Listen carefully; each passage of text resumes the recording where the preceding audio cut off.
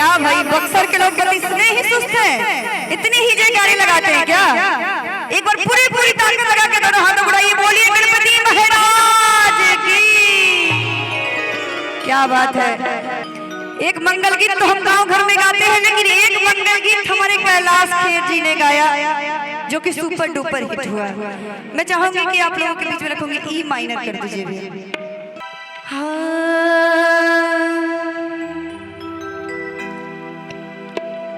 चौका पूरा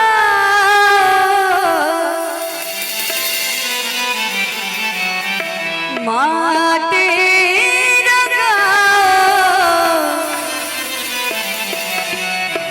आज मेरे पिया घर आएंगे।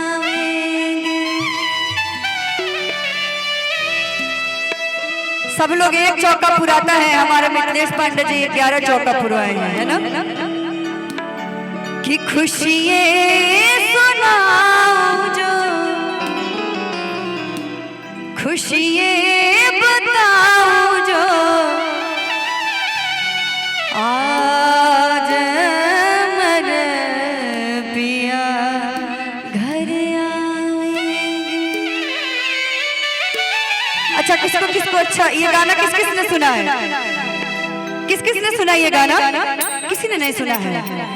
आजकल सोशल मीडिया के सुने हैं। देखिए भैया, मैं चाहूंगी कि सबकी तालियां बजनी चाहिए, मीठे मीठे दोनों हाथों को बिल्कुल सीधे सीधे उठाएंगे, कहेंगे क्या कि ओरी सखी मंगल गाओ रे, धरती अंबर सजाओ रे, ओरी सखी मंगल गाओ। एक बार पूरा पूरा हाथ उठाइए, पूरा पूरा सजाओ रे, आज उतरेंगे पी की सवारी, ओरी कोई काजल लाओ रे, मोहे काला टीका लगाओ रे, ओरी कोई काजल लाओ रे, मोहे काला टीका लगाओ रे, उनकी छब से दिखूं मैं तो प्यारी।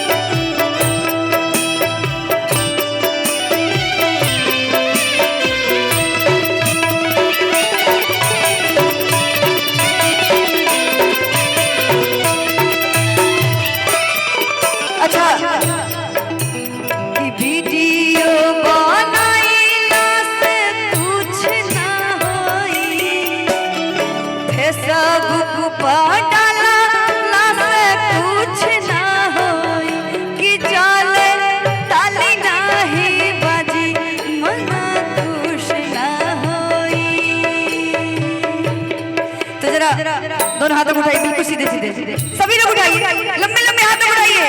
ये बक्सर के लोग लग रहे हैं खा पी के नहीं बैठे हैं। दोनों हाथों को उठाइए लंबे लंबे और ताली बजाइए। हमारे बीच में संदेश विधायक माननीय श्री राधाचरण सेठ जी का भी आगमन हुआ है। बहुत स्वागत।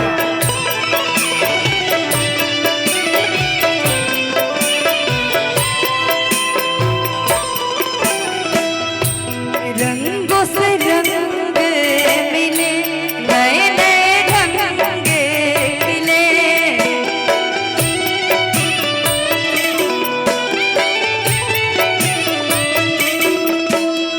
खुशी आज द्वार डाल डरा, बिहु बिहु बपिहारत, कुहु कुहु कोयल जब, आंगन आंगन परियो न घेरा, चौका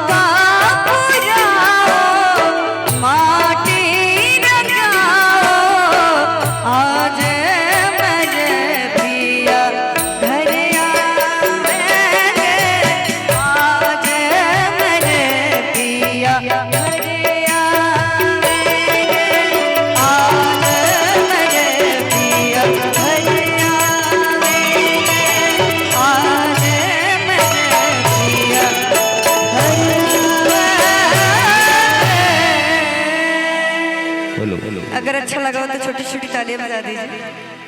क्या बात है, थैंक यू सो मच। अगर